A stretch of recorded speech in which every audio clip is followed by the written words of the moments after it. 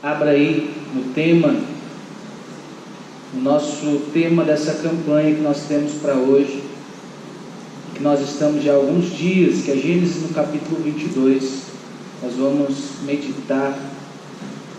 Quero ler com os irmãos apenas 2 versículos.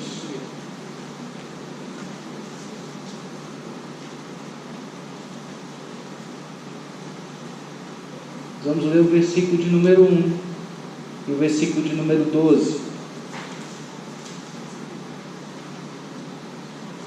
Gênesis no capítulo 22, versículo 1, vai dizer: depois dessas coisas, pôs Deus Abraão à prova. Ele disse: Abraão. Este lhe respondeu: eis-me aqui. Versículo de número 12, vai dizer: então lhe disse: não estendas a mão sobre o rapaz e nada lhe faças, pois agora sei que temes a Deus, porquanto não me negaste o filho, teu único filho. Curva a sua cabeça uma vez mais, vamos orar. Pai, nós oramos nessa noite, pedimos a Deus que a sua palavra nos alimente, fale conosco, que o Senhor possa trazer sobre nós a revelação da sua palavra, a sua santa palavra, da tua misericórdia sobre nós. Será em vão, ó Deus, nos reunirmos nessa noite, saímos daqui sem ouvir a voz de Deus. Portanto, nós te pedimos, fala conosco, Senhor Deus, nessa noite, em nome de Jesus, amém, graças a Deus. O texto é muito conhecido e talvez nós já ouvimos alguns dias atrás, algumas semanas, muito a respeito desse texto. Algo que me chama a atenção é que na maioria das vezes que nós ouvimos falar desse texto, talvez ele nos remete a pensar justamente sobre algo material.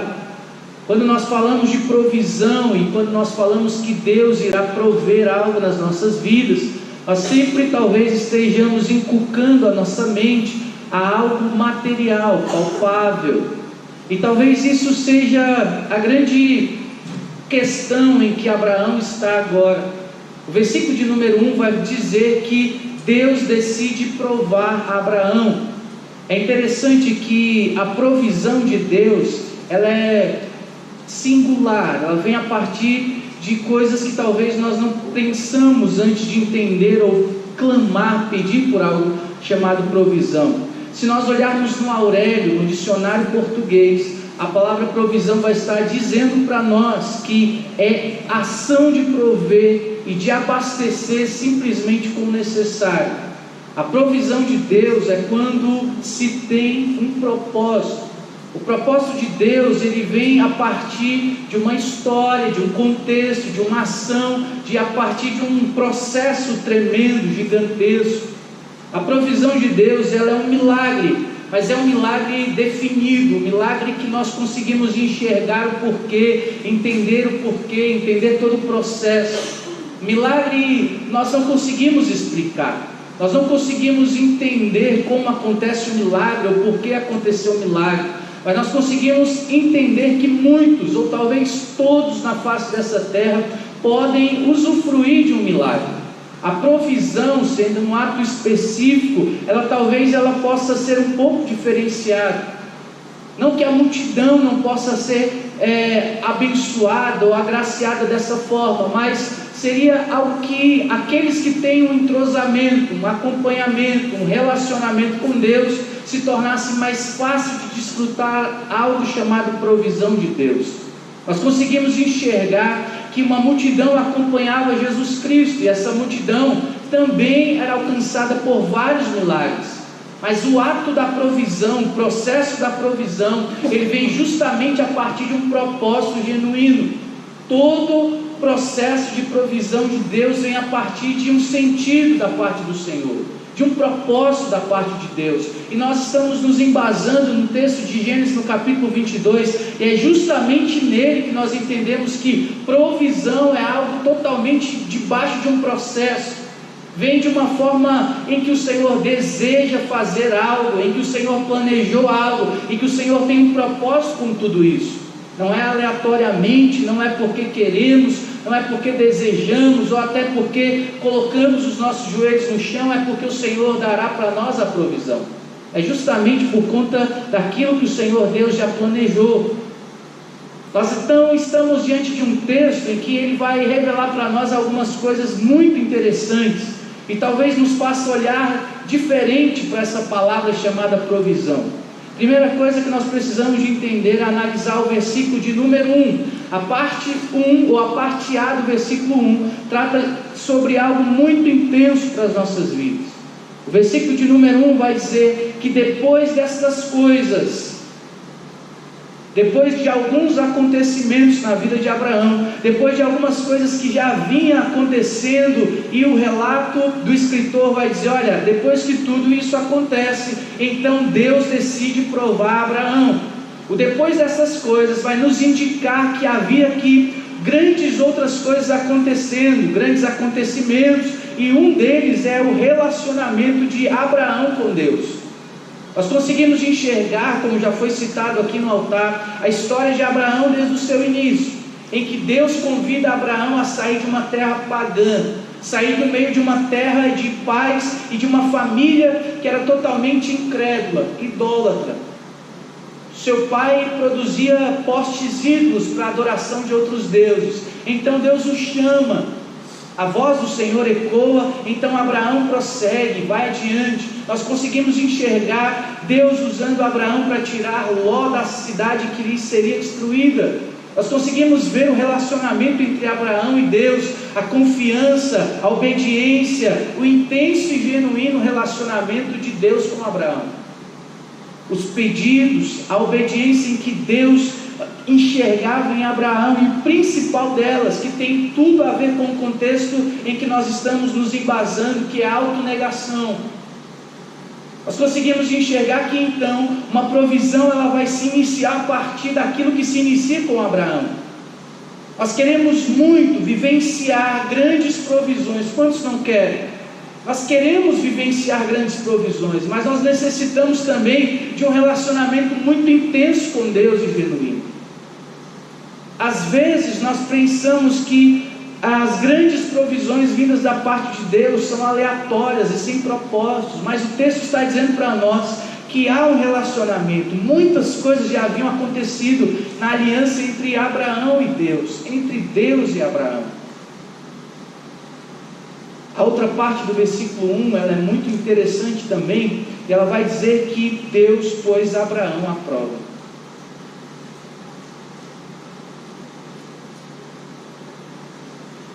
Depois destas coisas, o versículo 1 vai dizer, Deus pôs Abraão à prova. É tão interessante compreendermos apenas esses versículos, para que nós pudéssemos entender a respeito da provisão. Nós estamos clamando em Deus proverá, nós estamos dizendo, Deus vai prover na minha casa, Deus vai prover sobre o meu lar, Deus vai prover, e realmente Deus é poderoso para fazer qualquer coisa, até mesmo aquelas que nós nem imaginamos. Deus sim é poderoso. Consegue enxergar que Deus está dizendo para nós que Ele colocou Abraão à prova.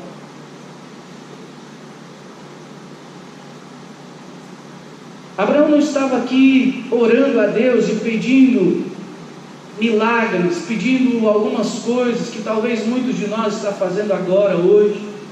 Abraão não estava aqui prostrado pedindo algumas terras, algumas casas, rebanhos de camelos, de gado, não. Abraão estava vivenciando a sua caminhada genuína de intimidade com Deus. Abraão estava fazendo aquilo que Deus tinha pedido todos os instantes. Nós já estamos no versículo, no capítulo 22, de uma história que começa capítulos anteriores, e Deus está dizendo, agora Deus decidiu provar Abraão. Talvez o foco de Abraão, talvez está em se alegrar com as suas promessas, com as promessas recebidas da parte de Deus. E tem algo, irmãos, que talvez tira o nosso foco, tira a centralidade de Deus, tira Deus do centro, tira o Senhor do governo das coisas. É quando nós focamos demais no milagre, na bênção e também na promessa. Nós deixamos Deus e ficamos de olho naquilo que queremos. Nós entregamos ou deixamos Deus de lado e ficamos apenas com o nosso projeto. Por quê? Porque se o projeto vir, se a bênção vir, se o milagre vir, se acontecer, todos vão ver que eu sou tão abençoado como Deus está prometendo e falando que eu sou. E muitas vezes as promessas, as bênçãos, os milagres nos tiram o foco de Deus. Esse texto aqui não me faz outra coisa a não ser lembrar do que Jesus Cristo disse para os seus discípulos e para as pessoas que queriam segui-lo. Jesus Cristo vai dizer: aquele que quiser vir após mim, negue-se a si mesmo e tome a sua cruz e siga-me. Eu não consigo enxergar esse texto como Deus provendo coisas que eu estou interessado apenas porque eu desejo no meu coração, é porque eu sinto vontade de morar numa casa boa, é porque eu sinto vontade de ter um carro zero. Deus nesse contexto está dizendo justamente para Abraão que era um tempo de ser provado e Deus o fez isso. Ou será que a gente pula e salta o versículo de número 1 e esquece que Deus agora está provando Abraão? E muitas vezes queremos a provisão de Deus sem sermos provados. Glória a Deus. Isso é algo que não irá acontecer. Nós queremos seguir Jesus sem negar a nós mesmos. Impossível. Autonegação é dar agora e colocar no altar e matar, colocar a espada, a faca, o cutelo na garganta da promessa e matá-la. Aí então necessita de uma grande provisão. Aí então necessita de um milagre extraordinário, porque Deus está pedindo, está provando. E esse versículo 1 vai mostrar para nós que Deus tem interesse em fazer com que nós entendamos essa autonegação. Ficamos tão focados nos bens materiais que nós esquecemos disso. A maior provisão que nós queremos é um dinheiro na nossa conta. A maior provisão que queremos é um bem material. E por que não pensar que a maior das provisões das nossas vidas seria forças, refrigério, graça do Senhor para sustentarmos a nossa vida na presença do Senhor. Analisando o contexto, Deus está provando Abraão. Abraão está subindo para o monte para matar o seu filho. O que ele mais precisa agora? Ele precisa de um cordeiro no lugar do seu filho. Ele precisa de uma provisão para que o seu filho não morra. Ele precisa de um milagre de Deus para que ele não perca a sua promessa.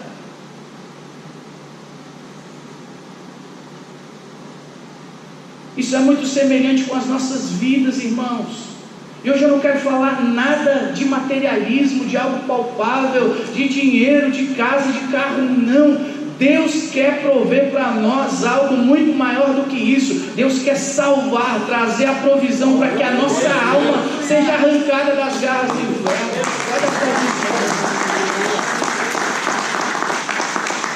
Glória a Deus. Abraão está levando seu filho para o monte. E tudo que ele mais quer e pensa e foca agora não tem nada a ver com algo palpável e material. Ele quer que o Senhor Deus opere um milagre, mas ainda se o Senhor não operar milagre algum, ele já está decidido no que vai fazer. Trazendo justamente para aquilo que nós falamos de Marcos, a Bíblia vai dizer que aquele que quiser seguir a Jesus Cristo, negue-se a si mesmo. Hoje eu quero trazer esse contexto para nós. Talvez você não recebeu essa palavra como Abraão recebeu. Talvez Deus não gritou no seu ouvido e disse: eu vou provar o Tiago, eu vou provar o Heber, vou provar o Léo, vou provar os meus filhos. Talvez nós não recebemos esse comando, essa voz, mas nós temos uma palavra registrada na Bíblia que é: negue-se a si mesmo. Aquele que quiser seguir a Jesus Cristo, negue-se a si mesmo. E aquele que perder a sua vida em favor de mim, encontrará. Mas aquele que encontrar a sua vida nessa terra, perdeu a vida por completo. Que tem nos induzido a vir à igreja, a bênção. Que tem nos induzido a levantar e orar de madrugada tem sido coisas terrenas, irmãos. E o subjetivo, aquilo que nós não conseguimos enxergar, aquilo que nós não conseguimos ver, aquilo que nós não conseguimos contemplar com os nossos olhos, porque é eterno, se perde no meio da nossa caminhada cristã.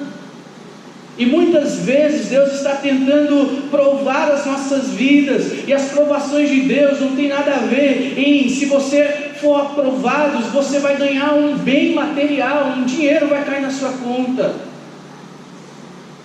Nós temos que entender que a aprovação de Deus vem a partir do momento em que nós não negamos o seu nome, em que nós decidimos flagelar a nossa vida em favor do amor de Jesus Cristo.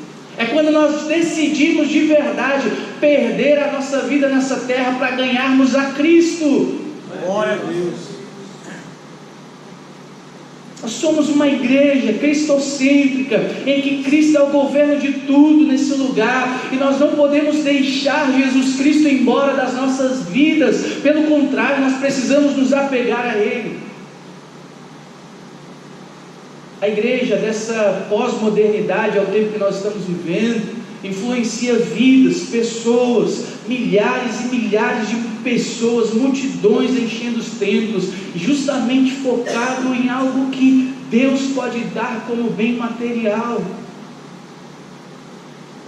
E o Evangelho vai muito mais além disso. O Evangelho está se preocupando, está preocupando. Essa mensagem hoje traz uma preocupação para nós. Como que anda o seu relacionamento com Jesus Cristo? Como que anda a sua alma? Quem tem governado a sua vida? Tem sido as obras pecaminosas da carne, ou tem sido o governo fiel do Espírito Santo e que produz os seus frutos? Quem tem governado as nossas vidas? Desde o dia que aceitamos Jesus Cristo, fomos colocados em prova, porque Ele disse que era para nós negarmos se quiséssemos segui-lo. E a partir do momento em que nós nos negamos, nós começamos então a entender um pouco daquilo que Paulo estava dizendo, quando ele diz: olha, a partir de hoje eu não vivo mais eu, quem vive agora em mim é Cristo. Paulo estava difundindo a sua vida com Cristo. Ele disse: o governo agora é dele. Glória a Deus. Paulo, homem que viveu a maior parte do seu final de vida dentro de uma masmorra romana, dentro de uma prisão, de um cárcere em que os soldados romanos vigiavam. Paulo não teve benefício algum, e quem olhasse para Paulo poderia dizer: homem inútil, não deixou um legado de riqueza nessa terra, não deixou casas, não deixou carros, não deixou fazendas, perdeu a sua vida nessa terra, mas ganhou então em favor de Deus o maior dos milagres. Ele ganhou a vida eterna. Glória a Deus. A nossa preocupação nessa noite tem sido de verdade gritar para Deus prover um milagre material nas nossas vidas? Ou será que nós estamos perdidos no meio do pecado e precisamos de uma provisão muito mais além do que bens materiais? Há uma preocupação com a nossa alma, irmão. Pela manhã, logo às primeiras horas da manhã, recebi uma notícia. Um irmão que nos visitou uma boa parte do ano passado lá na igreja de Samambaia, se suicidou com um tiro na cabeça.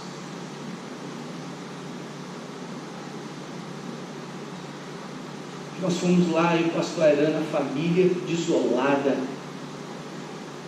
É um baque.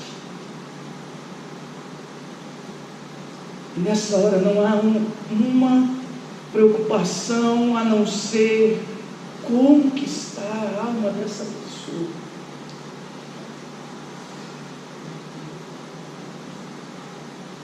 Como está a nossa alma aqui dentro desse lugar? Será que nós estamos trancafiados e presos, talvez sem saber o sentido da nossa vida? Somos capazes de entregar e dar cabo da nossa vida quando chegarmos em casa? Será que o sentido da nossa vida é obter coisas nesse lugar? É obter, crescer, mostrar para as pessoas que somos ricos, abençoados? Será que esse é o sentido da nossa vida, ou nós estamos nos preocupando? Daqui uns dias nós não vamos estar mais aqui. Daqui 100 anos, todos nós que estamos aqui nessa tribuna, nós vamos estar mortos. Será que nós temos lembrado disso alguma parte do nosso dia? Será que nós temos nos preocupado o que vai ser de nós após a morte? Será que nós temos entregado diante de Deus o que Ele pede de verdade? Os nossos Isaques estão sendo entregues diante de Deus?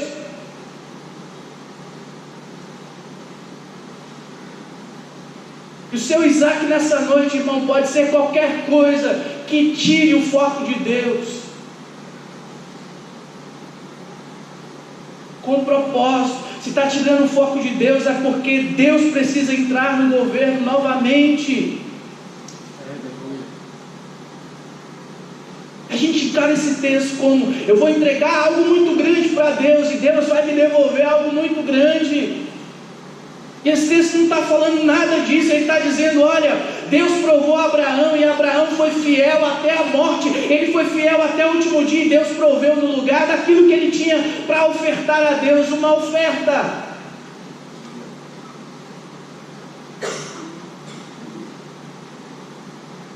O propósito de Deus aqui é saber se Abraão está sendo fiel, continuará sendo fiel a Deus, ou vai preferir as promessas e as bênçãos que Deus entregou para ele. Tudo que você adquirir nessa terra, meu irmão, apodrecerá nessa terra. Todos os bens, todas as glórias, todos os canudos, tudo apodrecerá aqui nessa terra. Há uma única coisa que padecerá ou perecerá em nós, ultrapassará, isso que é a melhor palavra, transcenderá diante dessa terra para o século ou para o mundo vindouro, será a nossa alma. Se ela estiver em Cristo, salvação eterna. Se ela não estiver em Cristo, eu gosto de um texto que ele vai dizer que um homem percebeu que a sua colheita estava pouca e ele planejou colher muito mais. Então ele derruba os seus celeiros. Ele disse: o meu celeiro está pequeno, eu vou derrubar o meu celeiro, vou colocar um celeiro maior. E ele faz um celeiro maior, e ele planta multiplicadamente, ele colhe multiplicadamente, e ele enche o seu celeiro. E depois que ele enche o seu celeiro, ele diz para a sua alma: alma, regozija-te. Você não perecerá, você não sentirá falta de nada, porque o celeiro está cheio. A parábola vai dizer que Jesus chega para ele e diz: louco, hoje mesmo pedirão a tua alma, e o que tu tens guardado para o reino eterno.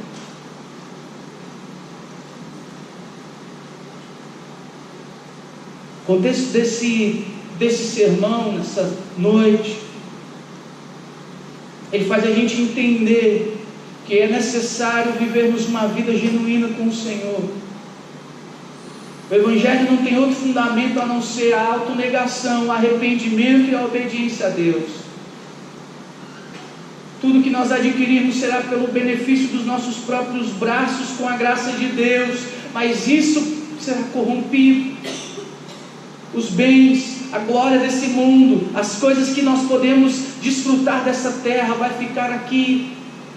A grande questão hoje é entendermos por que Abraão foi tão fiel a Deus, e chegarmos ao ponto de dizer, ou ouvir de Deus, o versículo de número 12. O versículo de número 12 vai dizer: pois agora, olha só o que Deus vai dizer. Deus disse para Abraão: não estenda a sua mão, nada lhe faças ao rapaz, pois agora eu sei, Abraão, que temes ao Deus, porquanto não negaste o seu filho, não negaste o teu filho, o seu único filho.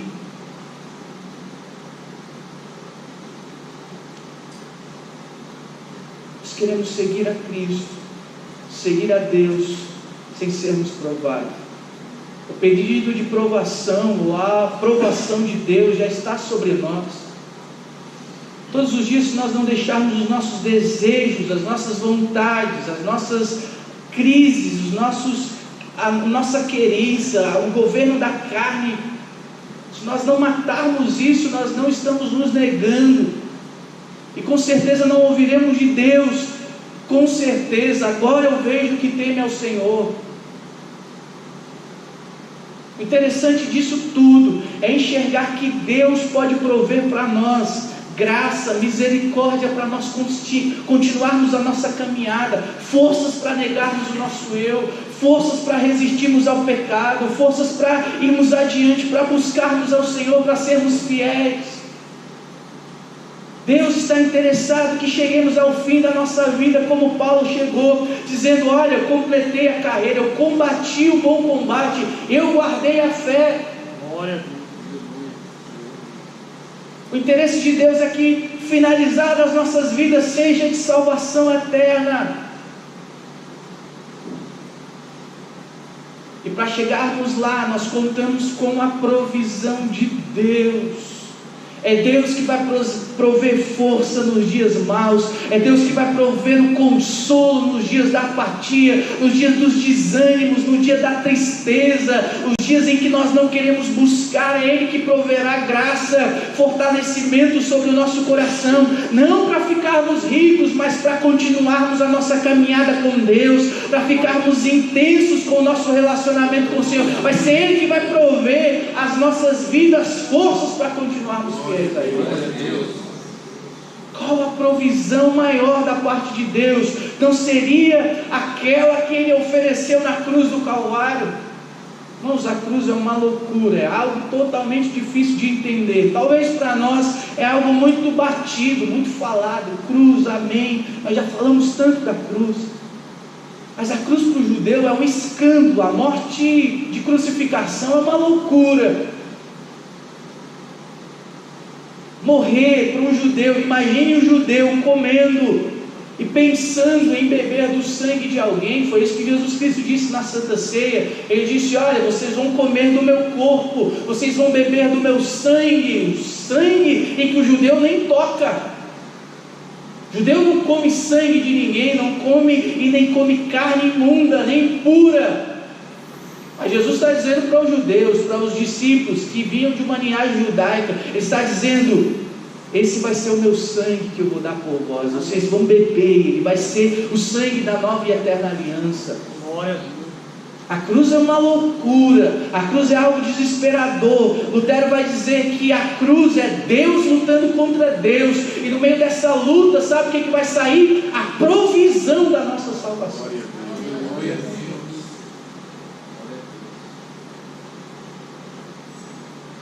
A maior provisão está quando Jesus Cristo, no centro daquela cruz, com os braços abertos, diz: tetelestai, está pago, está feito, está consumado, a dívida está rasgada, a cédula de dívida, como diz em Colossenses 2, está rasgada, agora não há mais dívida. Essa é a maior das provisões de Deus em nosso favor. Glória a Deus.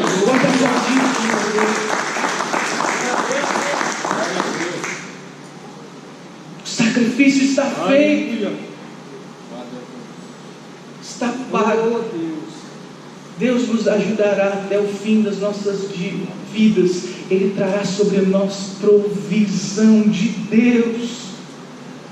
Mas eu estou desanimado, abatido, sem forças, sabe? Não vai ser um carro, não vai ser uma casa que vai alegrar a sua alma, colocar o seu espírito de pé. Vai ser a graça do Senhor maravilhosa transbordando sobre a sua vida através do Evangelho de Jesus Cristo, que vai renovar as suas forças de uma vez por todas.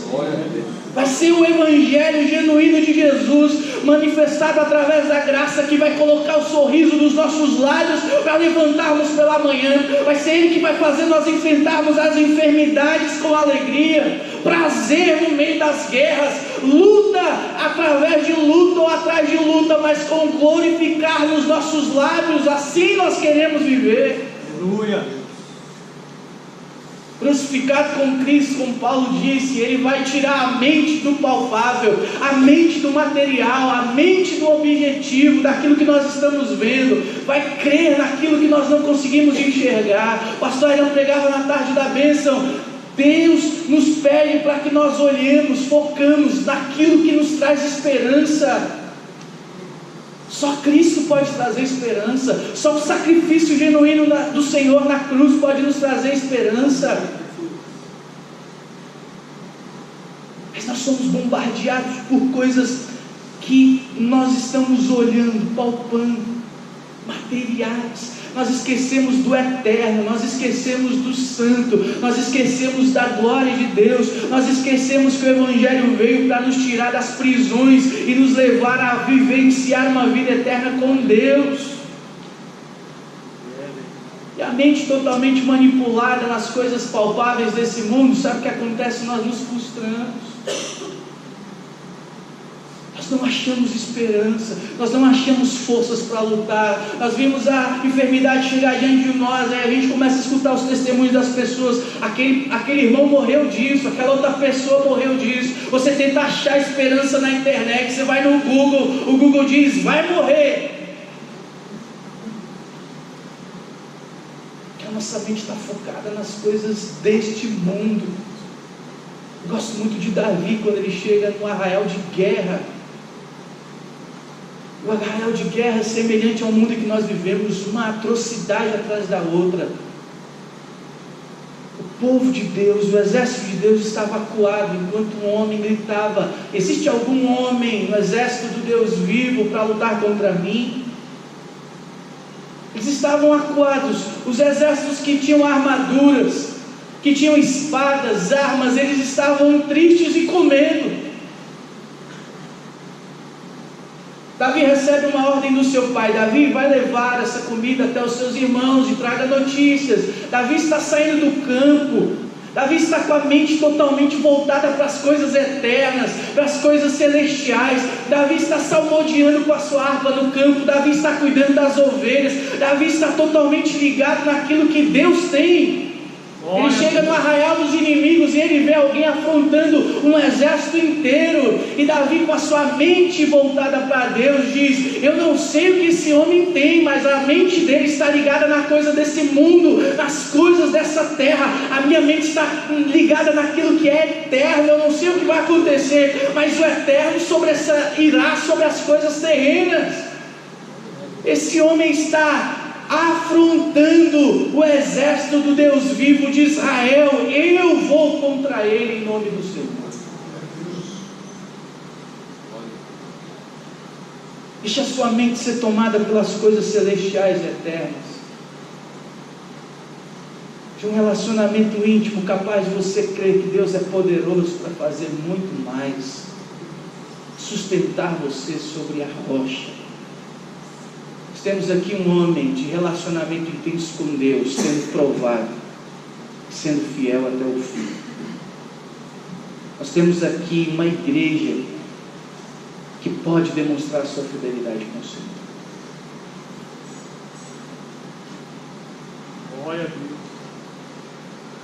E que o Senhor olhe para nós e diga aquilo que está no versículo 12: Abraão, não precisa de matar, porque eu verdadeiramente vi, enxerguei que você teme a Deus.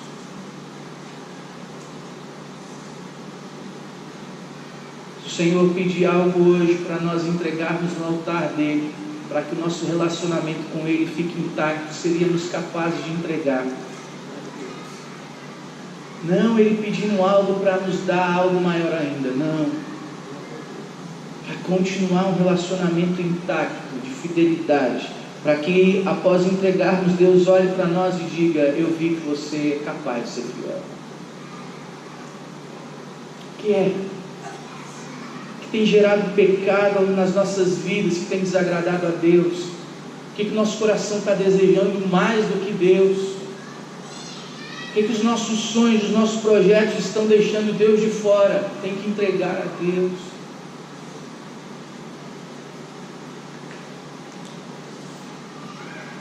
Quero orar com você, se coloque de pé. Vamos orar nessa noite.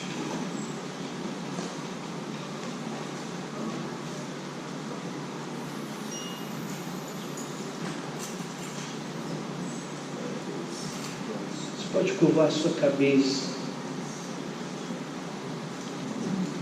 Pedir para que o Senhor nessa noite te restaure, fortaleça, te dê forças para entregar aquilo que tem atrapalhado o seu relacionamento com Ele. É um pouco preocupante.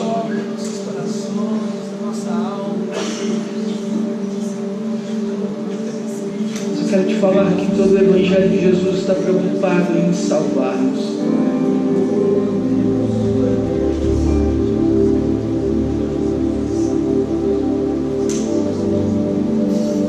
Deixa o Senhor te salvar, deixa o Senhor te libertar,